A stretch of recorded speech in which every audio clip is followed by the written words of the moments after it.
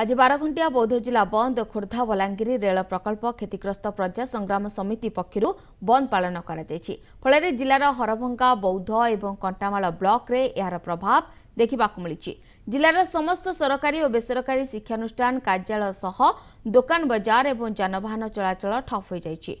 खोर्धा बलांगीर रेलपथ प्रकल्पर सर्वाधिक 110 किलोमीटर रेलपथ बौद्ध जिला दे निर्माण हेबाकु थिबा बेले 98टी राजस्व गांव 2268 एकर बेसरकारी कृषि जमी अधिग्रहण करा फल प्राय 5000 रु अधिक चाषी जीवन जीविका उपरे यार सीधा सड़क प्रभाव पड़िबो। तेबे जमी मालिकों को क्षतिपूरण देवाई बारंबार दाबी हो आसुछि हेले जिला प्रशासन तथा राज्य और केंद्र सरकार कौनसी पदक्षेप ग्रहण करुनथिबा अभियोग होइछि। अन्यपटे क्षयक्षति मामलार विचार पई बौद्धठारे कोर्ट ऑफ अथॉरिटीर कैंप प्रतिमासरे करबा दाबी रे ए बंद पालन करा जायछि। सुरक्षा दृष्टि व्यापक पुलिस मुतयन करा जायछि।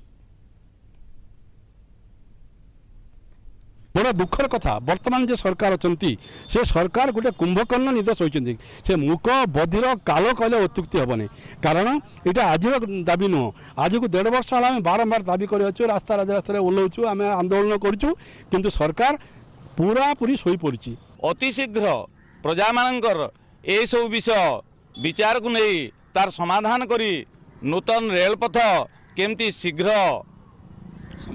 संप्रसारण करिहेब तैयारी हो पार लोक मैंने से थ्रू उपकृत हो पारे ये आशा आम रखुचु। जदि दाबी पूरण न हुए ताहले ता विषय आम आम कमिटी जहाँ स्थिर करिवो सेया करिवु आंदोलन जोरदार करिवु।